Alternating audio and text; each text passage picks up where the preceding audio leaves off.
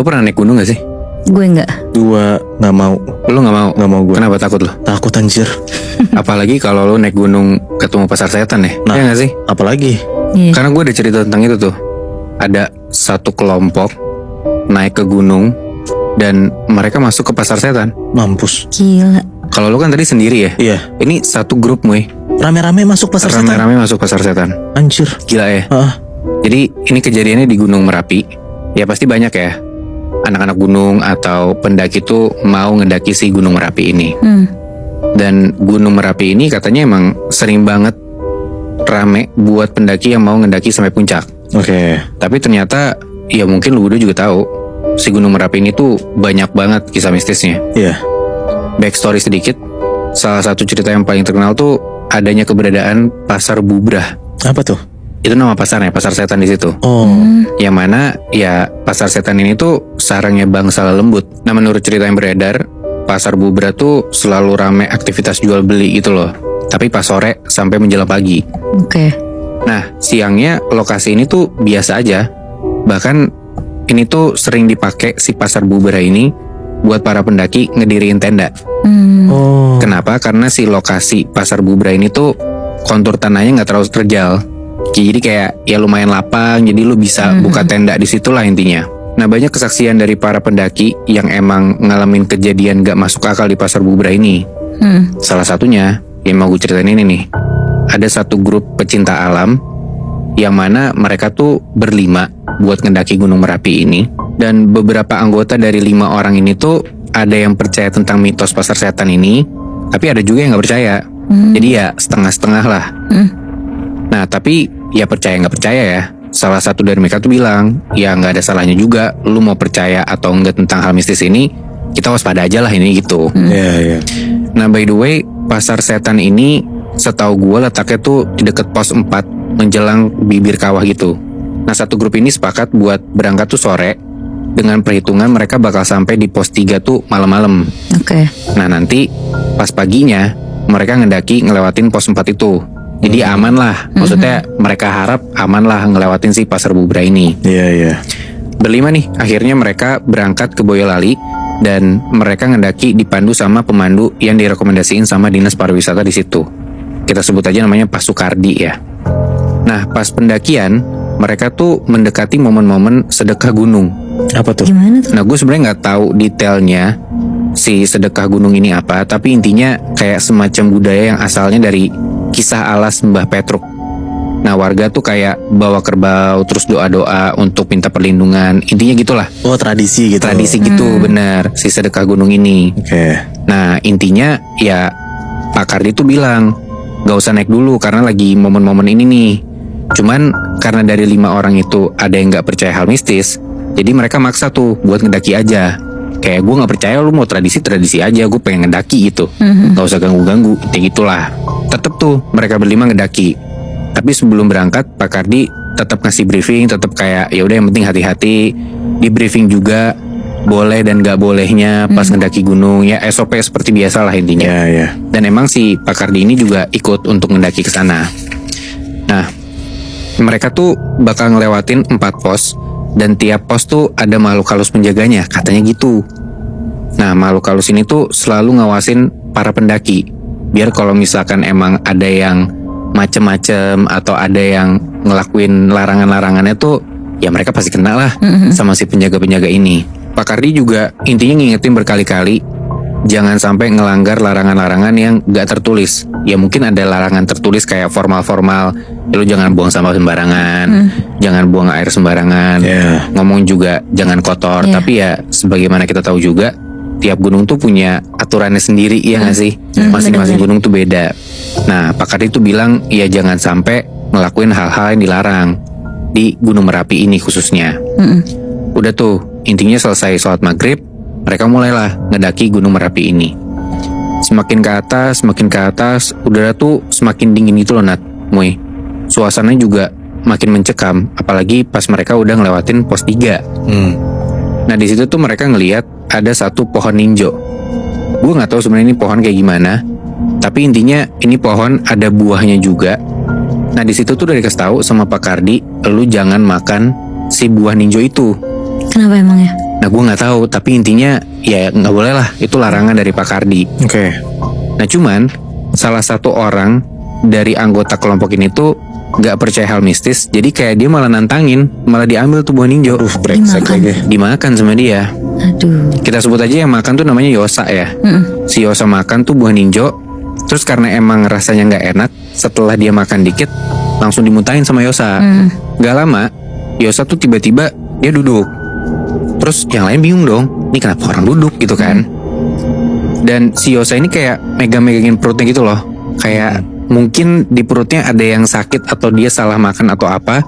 Tapi menurut Pak Kardi, kayaknya itu tuh salah satu efek makan buah ninjo itu. Oke. Nah, gara-gara hal itu, mereka akhirnya mutusin buat, yaudah kita berhenti dulu deh, istirahat dulu, biar Yosa tuh enakan dulu. Terus nanti mereka lanjutin lagi tuh ngedakinya. Yaudah, akhirnya mereka cari tempat buat istirahat deket situ, dan si Yosa nih dituntun sama 2 anggota lainnya.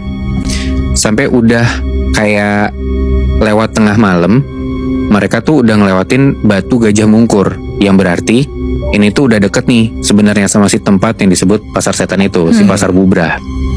Nah mereka mutusin buat bangun tenda di situ, istirahat.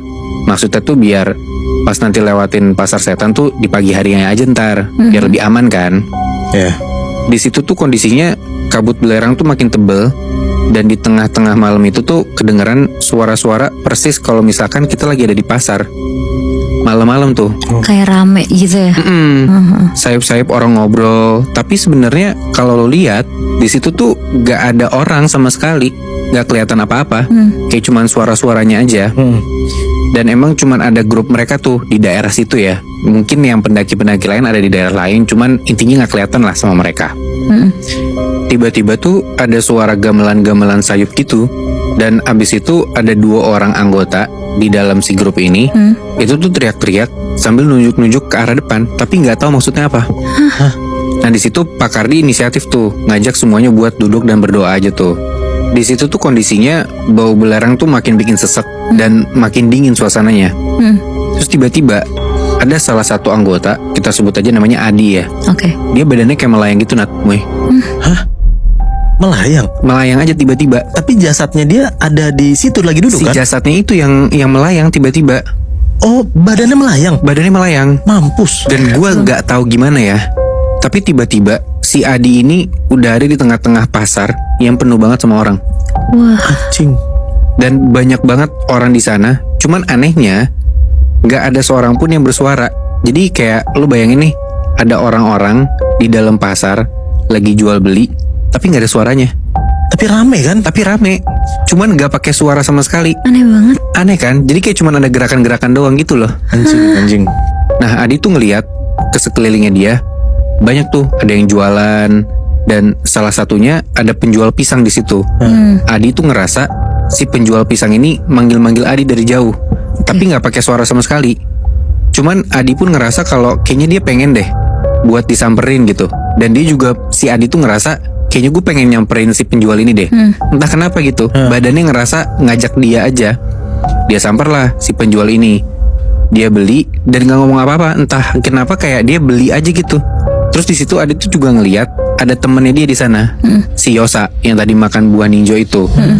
Yosa tuh kelihatan kayak ada di sebuah lapak satu pasar itu. Terus dia ditawarin makanan. Si Yosa beli makanan entah apa, Adi juga nggak ngeliat jelas karena dari jauh. Udah tuh Adi terus jalan-jalan, dia keliling-keliling, dia ngeliat rame lah pasar ini. Cuman entah kenapa orang-orang di sana tuh transaksi jual belinya kayak pakai bahasa isyarat gitu loh.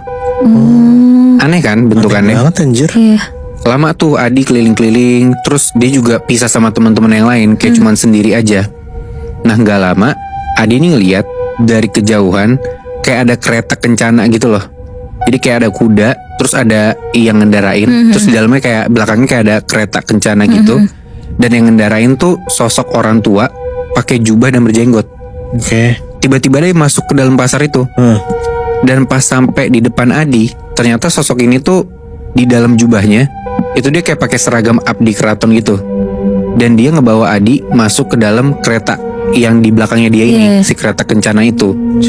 Udah tuh Adi masuk ke dalam, dan ternyata di dalam si kereta ini udah ada 3 teman Adi yang lain. Oh. Jadi kan dia berlima tuh. Iya. Si Yosa ada di pasar itu kan. Nah 3 teman Adi yang lain itu udah ada di dalam kereta itu. Tiba-tiba Adi bingung dong, kenapa bisa teman-teman gua di situ kan? Dan makin bingungnya lagi, mereka berempat itu dibawa keluar pasar sampai ke satu gubuk kecil gitu. Dan di dalam gubuk ini mereka tuh dikelilingin sama sosok-sosok manusia, tapi mukanya pucat semua. Anjing serem banget. Bener-bener kayak pucat, bukan orang sehat gitu loh. Iya. Nah Adi ini makin ngerasa aneh. Kayak wah Masya Allah, gue udah masuk ke dalam alamnya para makhluk halus nih, gue harus keluar dari sini. Iya. Dia sadar gitu. Akhirnya Adi dan teman-temannya tuh lari. Mereka kabur keluar dari gubuk itu.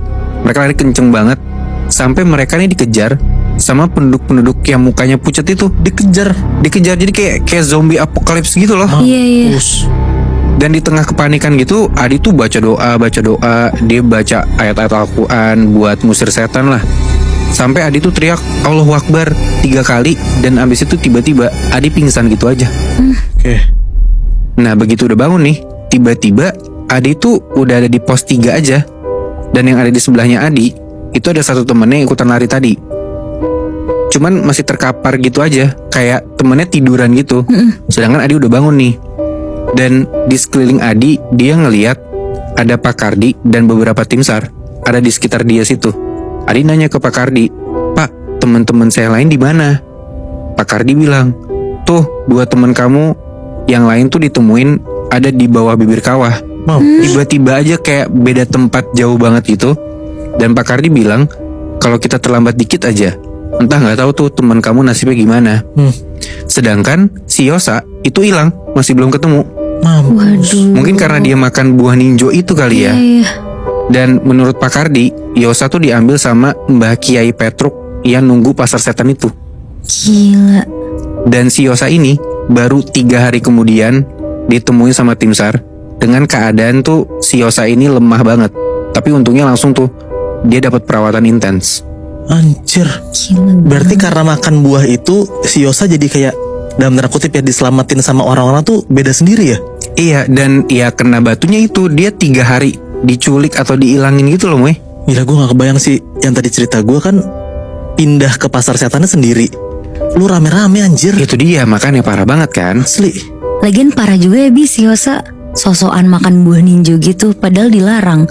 Sampai sakit gitu kan perutnya dia. Terus sampai harus dituntun sama teman-temannya lagi. Iya sih, benar. Gue aja pas asam lambung kambuh tuh sampai nggak bisa ngapa-ngapain loh. Kayak perutnya sakit, terus dadanya sesek, sampai harus dibawa ke rumah sakit gitu loh buat berobat. Gak kebayang kan Nat. Jadi Yosa tuh karena dia tuh 3 hari kejebak di satu tempat yang aneh banget. Dan gue tuh ngerasa kayak waktu pas GERD gue kambuh aja, itu tuh parah banget buat gue. Sampai yang gue rasain tuh sama kayak si Yosa tuh, dia kan kayak pengen muntah-muntah dan gila gitu kan. Nah sama halnya kayak gue, waktu pas gue ngerasain GERD itu tuh rasa sakit gue tuh sampai berhari-hari. Emang parah sih. Dan cerita si pasar setan Bubrah ini tuh emang udah terkenal banget, Natmoy. Ya lu bisa carilah, banyak juga orang yang emang hilang di situ.